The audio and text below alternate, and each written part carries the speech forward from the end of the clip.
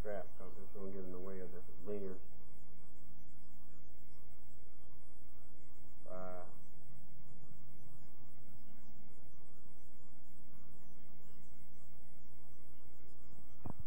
Good afternoon. On this very special edition of Teens on the Scene, we've traveled to Madison, North Carolina to be with one of Relay's most staunchest supporters.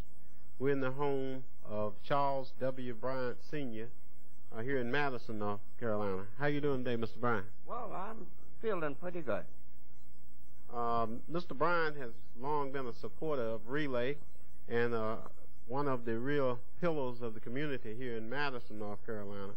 And I'm going to let Mr. Bryant sort of give you a background in terms of his input in the education and in the community of Madison in general. Mr. Bryant, give our audience a little background about how you came to Madison, how long you've been here, and what you've been involved in. I came to Madison immediately after graduating from Johnson C. Smith University in Charlotte. I was sent here by an agriculture teacher in Cherryville, North Carolina, who told me that there was a transfer opening here in Madison to work with the agriculture department, veteran farm training program, which was very related to my area of concentration while at Johnson C. Smith. My field happened to be biology and chemistry plus physical education. They are so closely related subject-wise, and I just had a degree in those areas. I came to Madison, I think, right after I graduated from Johnson C. Smith in 1948. I came here as working with the veteran farm training program, but the principal immediately moved me to coaching basketball and teaching science. And I've been here ever since until I retired a few years ago. Otherwise, I have spent 37 years in the education field here in Madison, North Carolina, at the old Charles Drew School from the senior high school, which was name was changed afterward. And I've been here ever since. I understand you still remain active in education in a sense as a member of the Madison Mayor School Board, or what is the school board now? It's the Western Rockingham County School Board. I am a member of the board, and I enjoy working with them quite well. When you first came, you talked about coming to Madison in 1948. Could you give us a general description of the town then and of the climate? I know that at that particular time, you know, you had the normal segregated society of Southern living. Back then, you had the white and colored areas that were the areas that you were restricted to. What was that like back in 1948? Well, it's far different from what it is today. I must say that I'm very familiar with the segregated form of life. Started back in, I say, years ago. Even when I graduated from Johnson C. Smith, there were very high degree of segregation of races and segregation of the schools. I didn't like it as such, but what could I do about it at that particular time? But as time went on, things began to change, and I would like to say, and I'm proud to say, that the Madison school system was the first to totally integrate in the South. I would say in North Carolina, if not the South, without problems whatsoever. We had minor problems, but they were basically from the educators who had different ideas about working in integrated situations. Many of them left, and those who were sincere educators, I think, stayed with it.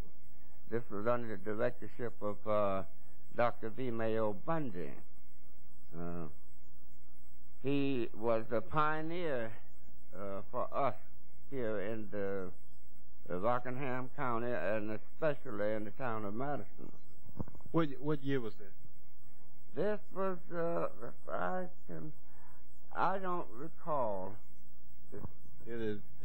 Yeah, but it's during the time we were early in integrating the situation here. But I don't remember the date. Was it right after the Civil Rights School Integration Bill passed, or was it? It was after. It was after that. It was a little after that, but we was not at the tail end. We were actually, I would say, at the very beginning of it. The superintendent looked at this from a very positive point of view, and he executed it. Had it not been for Mr. Bundy orientating the teachers, this is where it first started. He orientated the teachers what to expect, and then we went into it. Those who were interested in STEM. Okay, sort of jumped the gun a little bit, getting you here in Madison. Let's go back to where you're from. Initially, I think you were from, Shelby, Gastonia, Shelby? Yeah, I am definitely from the western part of the state, mainly Shelby, North Carolina. I left Shelby in 1942. Now, I graduated from Johnson C. Smith, but my first year in college was at Benedict. I transferred from Benedict to Johnson C. Smith, and where I graduated in the class of 1948. Give us a little bit about your career as an educator. I understand you initially did some teaching and coaching, but you also served as a principal, assistant principal, and in various capacities as an educator here in Rockingham County. Well, you name it. I've been a part of it. I was the first black to be moved from the elementary school, I would say from the black high school to the senior high school, basically white. I was one of the first teachers to be transferred to that particular school. At that time, it was a little rough. I don't know how I did it, but soon on down the line, I gained the confidence of the students. And it wasn't an easy task, I can very well say that, but being dedicated and having had teaching experience before being transferred to the all-white school, I was able to adjust to the situation much sooner than the students. But on down the line, the students, once a student, a group of students see that you are fair, you don't have any problems with it. I noticed from having, and I mentioned that you were a staunch supporter of Relay, but also personally sort of a godfather to me, because I know that even before Relay, having come to Madison to work with Burlington Industry, you were very supportive of me and my efforts to work in that capacity, and since then with Relay. I was just wondering, and when I was here, I noticed a number of people, both black and white, would stop by at any time and call for your assistance. And I think this is probably a reflection of the fact that a lot of these people were students of yours. And certainly you can't sit on the front porch without people passing by and waving, "How you doing, Mr. Bryant?" And again, this is black, white, and whoever just passed by and wave at Mr. Bryant. Well, that's true. I left the school system knowing a lot of students. When I was administrative assistant principal at the high school, I knew most of the students. I would say 85% of them by name. That meant a lot in dealing with the children. If they see that you know their name, they know that you are pretty familiar with them. And things just worked out perfect for me. I couldn't have stayed here for 37 years if I had not had the cooperation of the students. Also, in mentioning your support of Relay, you're the owner of Charles W. Bryant and Son Floor Sanding, and one of that's what basically through you basically got me interested in the Relay. At the same time, you wanted to sell my program with the Charles W. Bryant and Son Floor Sanders, and you did it. At that time, you were in need of some finance. I did what we could, the company, and through you, I got a lot of publicity in the town of the city of Greensboro, and right now we are in Greensboro, I would say 90% of the time. So, well, let me ask you, as an educator, having spent almost 40 years or 40 years or better in that capacity, what do you think of a program like Relay, and would you like to see one in Madison, and just what do you think of the program for young people? Well, I'm going to be real frank with you. I am very, very impressed about the workmanship of these kids that you are training. I find them to be very interested in what they're doing, and they are executing the job beautifully. I've had the privilege of seeing some of the work that you've done in Greensboro. I think it's with the Greensboro City Council. You have filmed the meetings of that, and I've seen many other areas that you have been, your students, I'd say, you and your students have been filming, and they're doing an excellent job. And I think it's a real healthy situation for these children to get the experience that they're getting at such an early age. I wish I'd had it. I know you have 4 grandchildren at this point. Well, you have a number of grandchildren, and that's 4 in this immediate area, anyway. And you have, in fact, your son-in-law is assistant basketball coach at UNC Charlotte. Would you like to see your grandkids exposed to this type of program? Oh yes, I would say this. I would like to see my grandchildren in this program fully. I wish they was in the area. The 2 in Charlotte. I have 2 grandchildren in Charlotte, 2 here, and you have been working very diligently with one of the little grandson here. He really thinks a lot of you, and he just, when he goes to your office there where your equipment is, he's meddling in everything. He's just I'd say this is one of the best programs that I've seen, and I am very concerned about why this program is not being used in the school system in Greensboro as much as they need it. It's a good program. I think that's an excellent point. Let me move ahead to your experience here in Madison again. I understand you were the first black alderman here in Madison, and in the late 60s. And tell us something about your experiences in that capacity. Well, I was the first black city councilman here in Madison. Well, you had to have the white vote to get in.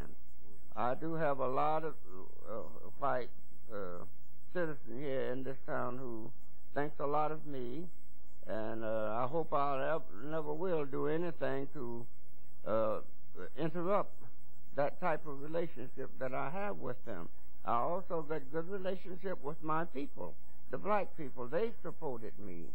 And I found it was, well, the city, being on the city council was extremely educational to me, dealing with the public. And it took me a little time to become seated as I would like to be, like to have been, I'd say, on the city council. And I found it was very interesting, and I hope I did a good job. How long did you stay on the council? I was on there for 3 terms. I think we have 2-year terms at the time, and it's practically still the same. And I also, as you've spoken about earlier on the program, that my being on the Board of Education, I am the first black on the Board of Education here in the town of Madison, and I'm enjoying it. Since I'm out of the school system, I have a tremendous amount of time that I can allocate that service. Well, speaking of being on the board, what do you consider to be some of the primary problems of the school system here, that will be confronting the school system here in Rockingham County in the future? I understand you got a brand new school building up here, and but that in itself will not resolve the problem of education, of educating our young people. So what kind of problems do you anticipate, do you see coming, and what kind of solutions do you propose? Well, we are in a big problem, and what I think every school in the state of North Carolina is confronted with this, and that's merger. We have completed our proposal for merger, and it has been accepted and adopted by the county commissioners. We are right now having problems about the merger when it comes to money, how this is going to be funded. If it's funded with the state level, we might be able to make it, but our past funding, as the superintendent recently had looked at it from the year of 1991, the expenditures that's needed, and I don't want to go into details of it because it will take a little too much time, but that is one of the greatest problems now, is the merger. We have four schools in the county of Rockingham: Western Rockingham, Reedsville, Rockingham, and Eden. We all have completed our proposal for merger, and this in the hand of the county commission to be certified by them. And I think it's going to work out pretty good. I'm hoping that it will. Also, I know that you and your son are just avid sports advocates. Your son, Charles II, was all-region, probably all-state in football, basketball here in this area, along with you being the coach, and had a very good college career at Maryland Eastern Shore. I remember seeing him play against A&T at the time when I was a student at A&T. Tell us something about your experiences as a coach here in Madison, and about Charles' career in sports. Well, I think my son had a very, very successful career in basketball. Based on, well, he was a 4-letter man. I think, if I'm not mistaken, he was the last 4-letter man that has left the school. Football, basketball, baseball, track. And he participated in all of them, and he was all-state several times during this year here playing, especially in football and basketball. He left here, got a scholarship to University of Maryland Eastern Shore, where actually he was on that first black team that went to the NIT. He was on that as a sophomore, and after that, he had 2 more years to play, and he was pretty successful as a basketball player. Of course, they wanted him to play football, but he chose not to. After having broken his ankle in high school, he just lost interest. And actually, he was a better football player than basketball. He could have been one of the greatest wide receivers that come out of these area high schools. He's a pretty good athlete. I have to give him credit. I also understand that you work very closely with, you support A&T in terms of football, basketball, attending a lot of sporting events, and also you're very strong supporter of your old alma mater, Johnson C. Smith. And the CIAA tournament is sort of a tradition in the Bryant household that you migrate up to the CIAA basketball tournament every year. And how many tournaments have you been to? I have not missed a basketball tournament since 1948. Since the year I graduated from Johnson C. Smith, I have never missed one. And I enjoy going there. I see friends that I don't very seldom get to see over once a year, and that is at the CIAA basketball tournament. And it's a great organization, and that's good basketball too. What are some of your most memorable moments? Obviously, you've seen Earl the Pearl Monroe, you've seen Al Adams, you've seen a number of legends who played CIAA basketball before they went on to fortune and fame in the pros. But what are some of your more memorable moments? Well, there's so many. The CIAA they have one of the best programs to see good material, and many of them do go to the pros. I remember Earl the Pearl. Actually, he came here. Earl the Pearl came here with Bill Hayes when he recruited Father at Winston-Salem State, when he recruited a couple of football players. And you spoke in terms of my relationship, me and my son. Basically, my son is very, very fond of Coach Bill Hayes, and he worked with him diligently and happened to recruit. And Bill Hayes has traveled the area here, and he knows most of the coaches.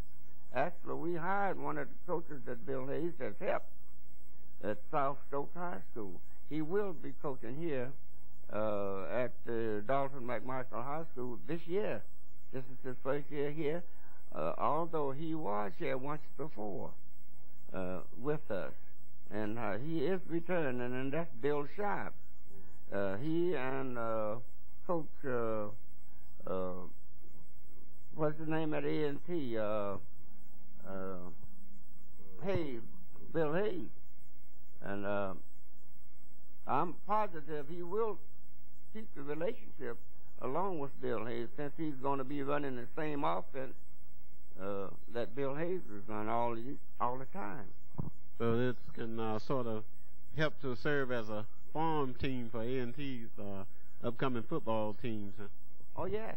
Yeah, he makes quite a few visits in the area here. All the kids know him.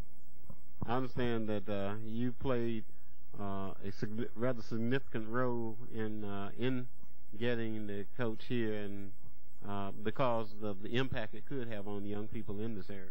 Well, yes, I was there. I worked pretty hard to, get the people to know that this is the man that we should have here. And our athletic program hasn't been as well as I thought it should have been. But with the assistance of this new coach that's coming here, I know what he can do. He worked for me as an assistant principal a few years ago. He was here for about 4 or 5 years. And I know he will build a team here if we have any material.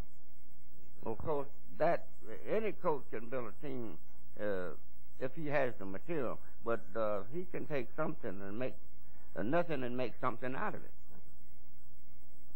And also, I would be remiss if I didn't mention your beautiful wife, Miss Louise Martin Bryant. And I understand this was originally her hometown, and you came here. Talking about my wife now. Well, yes, I was told about her from a friend who knew her and was from this area while when he found out that I had planned to come to this area to work. He was in Salisbury, however, and I think he was in school with her. And he told me about it, and I somehow met her at church, and we kind of got together on a few things and ended up marrying. And I have a pretty successful life so far as a married individual, and I hope it continues. Okay. I think that it's obvious that in Madison that you continue to be one of the leaders and pillars of the community, and we'll probably be talking to other folks throughout the city concerning your involvement in Madison.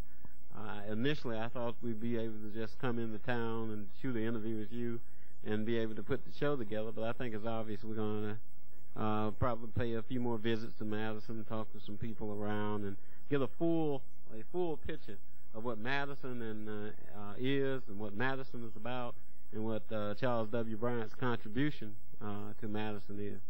I think that would be a healthy idea, Ted. Get other input on your program other than my input. Just check the community out, and I think that would be a healthy move for you, for the community too. Right, because I know that the young people that are part of this production crew here tonight had very little insight into Madison, what Madison was about, where it was even located, and for them to be as close to Madison as they are Winston-Salem virtually. And, of course, they know about Winston-Salem, but very few people know about Madison. And yet, when these 4 lanes, I think they're in the process of connecting 4 lanes between Greensboro. From Greensboro to Martinsville, Virginia. It will be a 4-lane. I say, well, this section within this area here is to be completed in December. So, beyond Summerfield, Guilford County line, they are to be next on the building. So it's just going to be a hop, skip, and a jump from Greensboro here. Yeah, and as that connection grows, as you indicated, it's going to be a very quick trip from Greensboro to Madison, and as that's going to open up a whole lot of growth opportunities in this area. So they're going to be real close to Madison. They need to know about it. It appeared to me that Greensboro is moving this way. Greensboro is moving this way fastly. Actually, they are in the process now talking about supplying Greensboro with water from Dan River. I don't know how successful it'll be, but they are in that act of negotiating about such. All right. Is there anything else you'd like to add to our audience? No, nothing else. I want to tell you that I do appreciate you bringing your group over here, and I'm positive that this will be an impact on the community if you return to pick up input from them. Well, we'd like to pretty much close out our broadcast by thanking our guest, Mr. Charles W. Bryant, not only for allowing us to come into his beautiful home and do this interview tonight, but also for his continued support. Mr. Bryant was the first donor to the relay program, and I find it ironic that a community some 40 miles, or some 20 miles, removed from Greensboro took such a leading role in the implementation and the beginning of a program that has become so successful and very integral in the Greensboro community. And I, again, would like to thank Mr. Bryant for his continued support of the program and his personal support for me. And I know that all of the relay students who number certainly thank him for all that he has done for our program. It won't be our last trip to Madison. It will not be our last trip to the home of Charles W. Bryant and his wife. And again, we just like to thank him for being a part of our program. Thank you for coming over, Ted. And Dr. Pipe, was it Pipes? Yes, Pipes. Dr. Pipes, I'd like to have you comment on Mr. Bryant's contribution to the school system here since you've been here, and probably from what you know about his prior contribution. Well, of course, Mr. Bryant's a retired educator, so he did a lot for the school system, Madison Med and the old Madison Med system, and also Western Rockingham. But he became our board member approximately a year ago. He ran for the board, but he was defeated. But then when the lady who defeated him resigned because she moved away, the board appointed him as the board member to fill out her term. And he's done an excellent job for us as a board member. He was the first minority board member I understand that they had ever had on the board, so we were glad of that because we wanted that segment of our population represented. Of course, Mr. Bryant was also, he was also generally a board member. He contributed in every way. In fact, he was a very fair man, just generally speaking, regardless of whether it was a minority or not. He was just a good man to work with, and good supporter of education in general. He understood education issues. He knew how tough it was to try to get some of these changes made, and we certainly hate to see him go off the board, but I understand because probably the last 3 months he was on the board, his health was such that he just didn't feel like really participating, and I think his family doctor and his family itself, and he has a fine family. I know his son and daughter both, and or at least one of his sons and daughters. There may be others that aren't from here that I don't know, but he's comes from a good family who've made some influences of their own. So of course we hated to lose him. In fact, he was in the office this week and he's doing real well. I said, Mr. Bryant, you're doing so good. I wish you'd just stayed on. And he said no, he still had trouble walking, and he just decided to get out today and come up and see me for a few minutes. So we'll miss him on the board, but we've appointed Reverend Moses Hognett to replace him, and so Mr. Hognett is also a minority, so that he'll continue that representation of that part of our community. But also I think that he will continue just looking at schools in general, trying to get us improved any way we can. In terms of Mr. Bryant's appointment by other board members, do you think that's indicative of their respect for Mr. Bryant and what he has done for the community?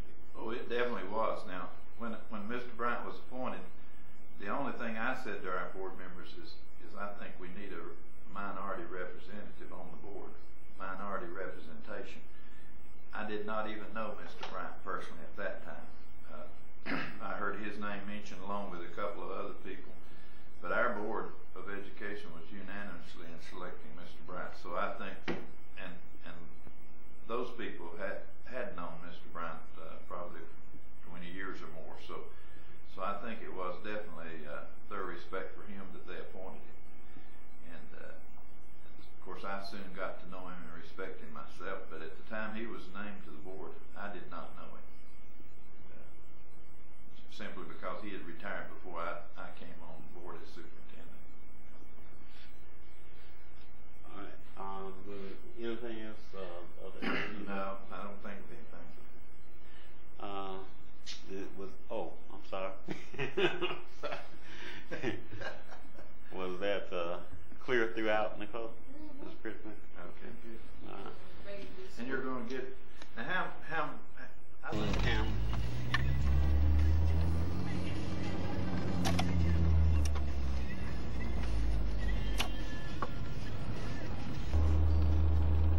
How did they come up with their number? Huh? They already have their number when they call you?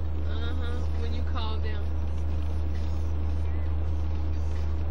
they get it from? On top of their head? I guess so.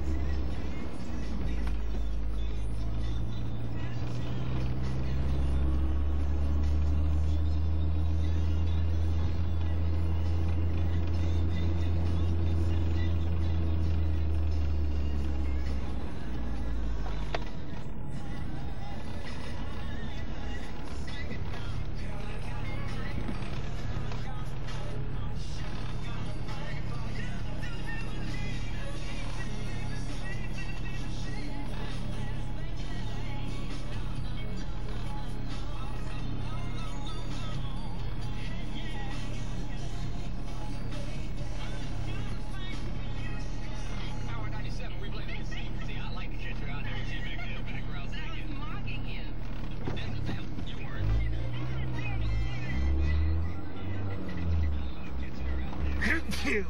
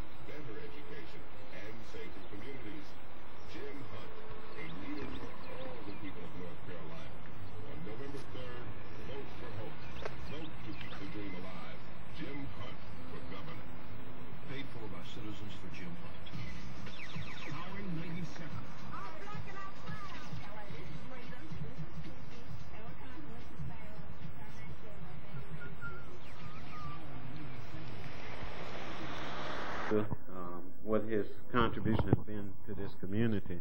I know you weren't here when he was an alderman, but people, you don't be around Madison and not know about it or hear about it or know what his contribution has been. So let me just roll with that and ask you to respond to what his contribution as mayor of Madison, what his contribution has been to the city of Madison. Well, as far as the city of Madison is concerned, Mr. Bryant has served as an alderman on 3 occasions for a total of 6 years. He's done a great deal for the town. He was first elected to the Board of Aldermen on election held May 6 in 1969. And he was sworn into office and began to serve a 2-year term as alderman in June of '69 until May of '71. Then he was re-elected in May of 71 for another 2-year term. During this time, the election was changed from May until November, so he actually served 2.5 years until November of 73. He ran for re-election in 73, but he was defeated by 5 votes. Then he ran again for alderman in November of 75, and he was elected to a 2-year term, which ended in 77. He ran for the office of mayor in 1977, but he was defeated. And he certainly has done a lot for the town. Both the 6 terms, 6 years plus that he served as alderman, and in time since he's come down and spoken out on behalf of a number of issues, and is certainly one of the more respected people in our community.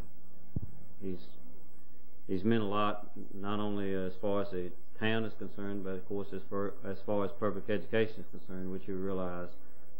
He worked for the school system here for a number of years, and certainly in my opinion, I've been here since 1975, but during the time that I've been here, he certainly served as a role model, and he's meant a lot. He, I guess, could be described as a pioneer in a lot of ways.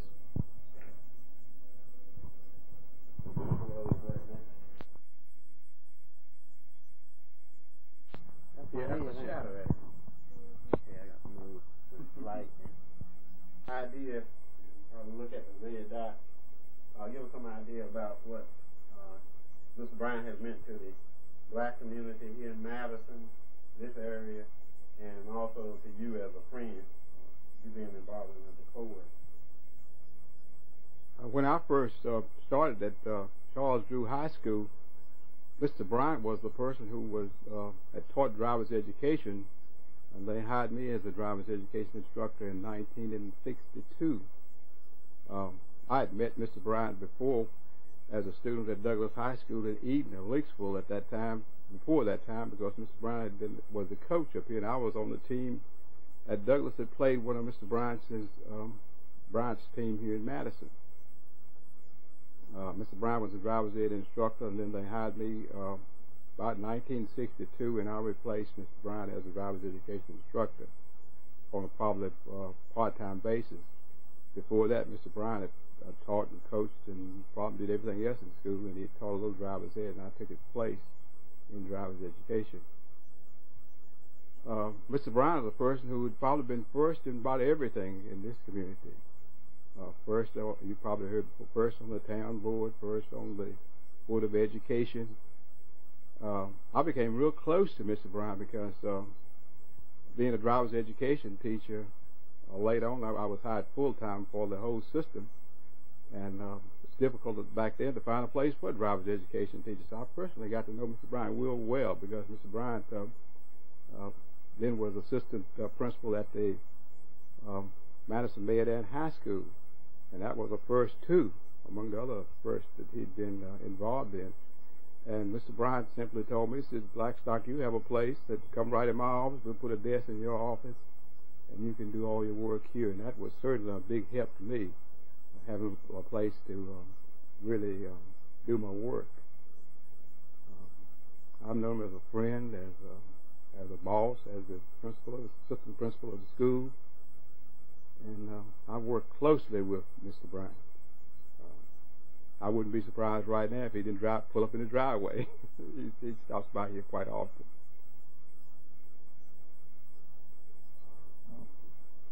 Well, I knew Mr. Bryant during the time that I was in elementary school, and also he was my biology teacher when I was in the 9th grade.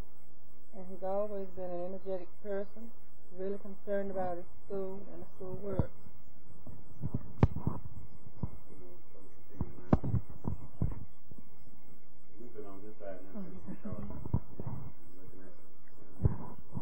He's always been energetic in the community, and he was always concerned. Okay, take it from the top. I mean, you can hold about like that. Okay. But just start over again. You know, Mr. Bryant. I mean, say he was your biology teacher. Start all over again for everything I said. Yes, ma'am. Okay. We can edit this. So. Okay. Good. I knew Mr. Bryant from the time that I was in elementary school. He was also my biology teacher when I was in the 9th grade. He's always been energetic about the school and the community.